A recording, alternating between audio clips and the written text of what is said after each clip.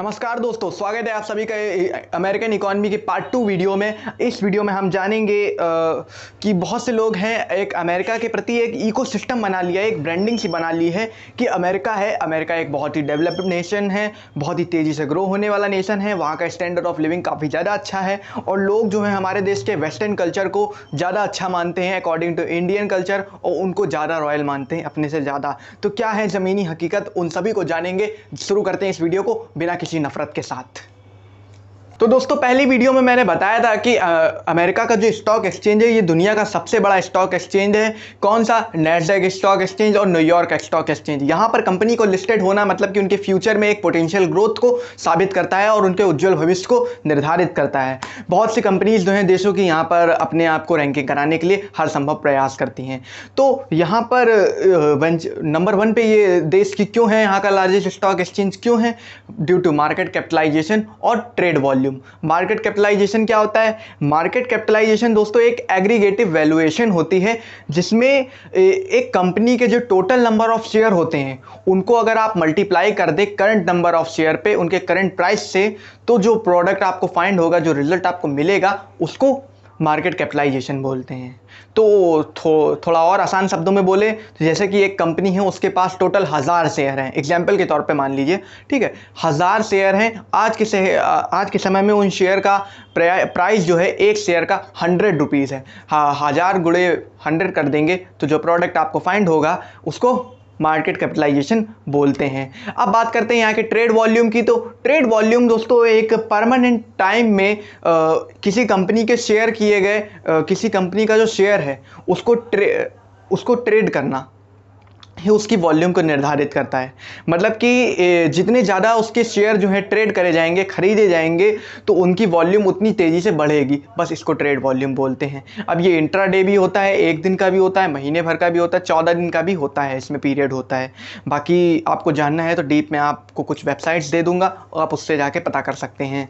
अब बात करते हैं वेंचर कैपिटल के मामले में। अमेरिका नंबर 1 पे है। तो वेंचर कैपिटल क्या होता है? वेंचर कैपिटल क्या होता है? जैसे कि कोई कंपनी है, स्टार्टअप्स हैं, उनको ग्रो करने के लिए, एक पोटेंशियल ग्रोथ पाने के लिए वो चाहती हैं कि हमारे पास इन्वेस्टर्स आएँ, हमारी कंपनी पर इन्वेस्ट करें, तभी उनके पास एक पैसा आ पाएगा। तो जो लोग इन्वेस्ट करने आते हैं वो सोचते हैं कि लॉन्ग टर्म के लिए सोचते हैं कि ये कंपनी, कोई भी नई कंपनी है, ज़्यादा जल्दी तो ग्रो करेगी नहीं, 5 साल 6 साल 10 साल इतने टाइम तो लगेगा ही लगेगा। तो ये लॉन्ग टर्म के लिए जो लोग इन्वेस्ट करते हैं उनको वेंचर कैपिटलिस्ट बोलते हैं और ये जो प्रक्रिया हो रही है इसको वेंचर कैपिटल बोलते हैं। ठीक है, तो अब हम एक और बात, इनकी सबसे बड़ी खूबी है कि ईज़ ऑफ डूइंग बिजनेस में अमेरिका नंबर 1 पर है, जो कि बहुत अच्छी बात है। यहाँ पर आप आसानी से आ सकते हैं, बिजनेस कर सकते हैं और एक स्टेबल गवर्नमेंट है, तो यहाँ पर इन्वेस्टमेंट की प्रक्रिया जो है काफ़ी अच्छी साबित हो सकती है और एक रोबस्ट पॉलिटिकल सिस्टम और एक रोबस्ट इकोनॉमिक सिस्टम है। तो यहाँ पर सर एग्जिस्टेंस जो है सबसे ज़्यादा बिलियनरीज की, सबसे ज़्यादा मिलियनरीज की संख्या का यहीं पर एक सबसे बड़ा कारण ये मिलता है। तो आइए कुछ यहाँ के नेशनल डिबेट्स जो हैं, जो मामले हैं, उनको समझ लेते हैं, जिसने अमेरिकन पॉलिटिक्स को भी काफ़ी ज़्यादा गरमा के रख दिया है और अमेरिकन इकोनॉमी को काफ़ी ज़्यादा खतरे में डाल दिया है। बिना वक्त ज़ाया करे शुरू करते हैं उसको। तो दोस्तों, मेरा पहला पॉइंट है नेशनल डेब्ट, जिसको राष्ट्रीय कर्जा बोलते हैं। मैंने अपनी पहली वीडियो में बताया था कि 2018 में अमेरिकन जीडीपी जो थी $20 ट्रिलियन की जो रिकॉर्ड है इन्होंने अचीव करा था, जो कि बहुत ज़्यादा अच्छी खूबसूरती है और अचीवमेंट है, बहुत अच्छी। बट ड्यू टू कोविड काफ़ी तेज़ी से इनका इकोनॉमिक रिसेशन आया और काफ़ी तेज़ी से इनकी इकोनॉमी जो थी डाउन टर्न में चली गई। बट आज के समय में $23 ट्रिलियन की इनकी जीडीपी है। तो उस वक्त मैंने कुछ पॉजिटिव पॉइंट्स बताए थे, अब मैं बताऊंगा कुछ नेगेटिव पॉइंट्स। तो नेगेटिव पॉइंट में राष्ट्रीय कर्ज की बात करते हैं। नेशनल डेब्ट दोस्तों क्या होता है?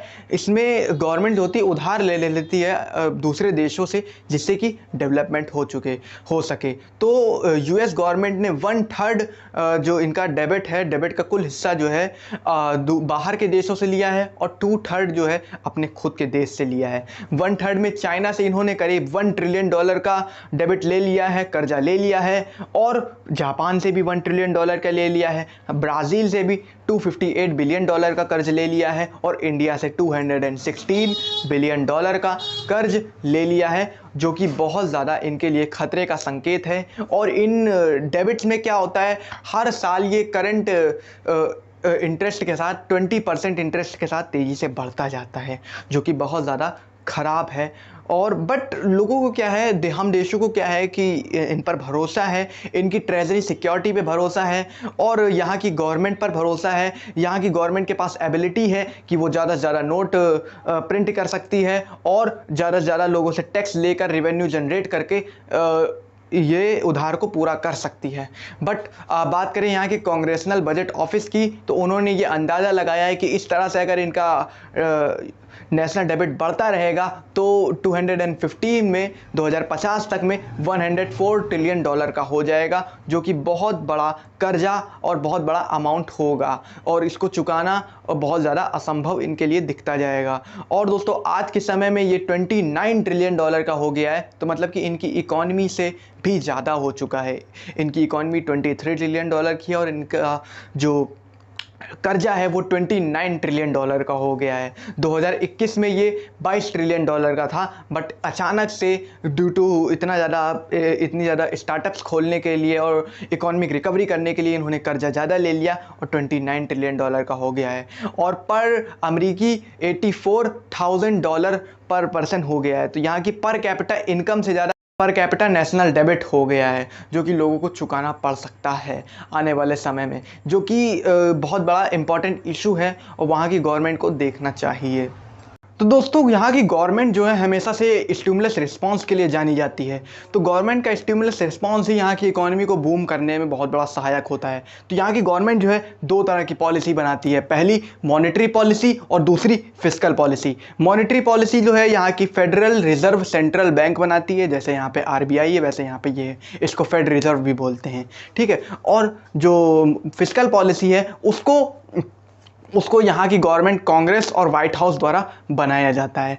मॉनेटरी पॉलिसी जो होती है इकोनॉमी में स्टेबिलिटी लाने के लिए बनाई गई है, तो ये फॉलो होती है। और जो फिस्कल पॉलिसी है इकोनॉमी को एडवांस रूप में तेज़ी से बढ़ाने के लिए की जाती है यूज़। तो आइए एक सीरीज समझते हैं मॉनेटरी पॉलिसी क्या है। तो मॉनेटरी पॉलिसी तीन चीज़ों के लिए मेनली बनाई गई है। पहला तो प्राइस स्टेबिलिटी के लिए, प्रोडक्ट का प्राइस स्टेबल हो जाए जिससे कि लोग ज़्यादा से ज़्यादा खरीद सकें, और एम्प्लॉयमेंट रोजगार देने के लिए, और इकोनॉमी के ग्रोथ के लिए। अब ये लोग क्या करते हैं मॉनेटरी पॉलिसी में, मनी की सप्लाई करते हैं। मनी की सप्लाई किस तरह से करते हैं, यहाँ की जो फेडरल रिजर्व है, फेड रिजर्व है, वो यहाँ का जो फंड रेट है, इंटरेस्ट रेट है, उसको जीरो कर देती है। अब जब इंटरेस्ट रेट जीरो कर देगी तो यहाँ ज़्यादा से ज़्यादा लोग लोन ले सकेंगे, मनी बोरो कर सकेंगे ज़्यादा से ज़्यादा। तो क्वांटिटेटिव ईजिंग बहुत तेज़ी से हो जाएगी, जिससे कि जब लोगों के पास पैसा आ जाएगा तो डिमांड बढ़ जाएगी। तो एक तरह से मेनली डिमांड को मैनेज करने के लिए ये मॉनेटरी पॉलिसी बनाई गई है।